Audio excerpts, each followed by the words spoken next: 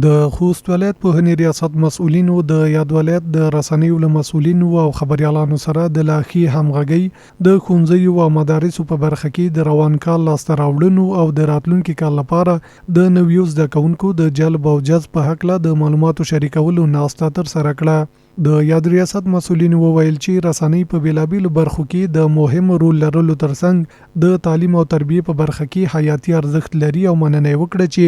رسنۍ او خبريالانو په دې برخه کې خپل مسؤلیت تر ډیره تر سره کړی او دوی ورڅخه راتلونکي کې هم په دې برخه کې د لازیاتو همکاري غوښتنه لري. د یاد ریاست د تعلیمات عمومي امیر مولوي حفیظ رحمان حقانی په وینا خوست ولایت کې 300 دولتي ښوونځي وجود لري چې شاوخوا 200,850 زده کوونکي پکې پر زده کړو بوخت دي چې له جملې روان کال ورڅخه 15,941 زده کوونکو د فراغت سندونه ترلاسه کړل. مولوي حفیظ رحمان حقانی زیاته کړه چې په یاد ولایت کې 2 داسې ښوونځي لا هم شته چې زده کوونکي پکې تر شنه اسمان لاندې زده کړې ترسره کوي او د سرپناه لپاره ودانۍ نه لري چې راتلونکي کال کې به یې د جوړېدو چارې پیل شي.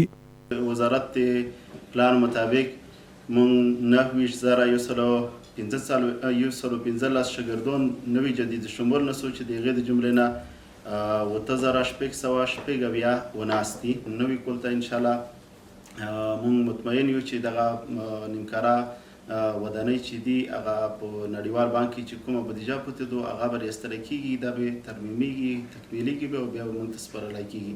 همدارنګه د یاد ریاست د تعلیمات اسلامي برخه امیر مولوي دلاور حنیفي ویل چې په یاد ولایت کې 341 مدارس وجود لري چې پکې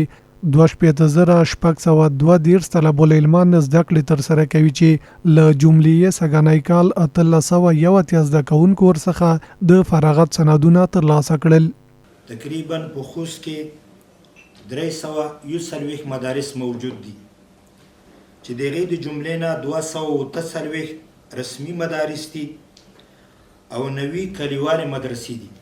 په هغې کې ټول شاګردون 2,602 شاګردون دي. په آینده کال کې انشاءالله میږ جلب و جذب کې انشاءالله 295 ذکور او 170 اناس چې جمله 415 شاګردون کېږي انشاءالله د دې جلب و جذب به کېږي. د یادولو وړ ده چې د یاد ریاست مسؤلینو زیاتول روان کال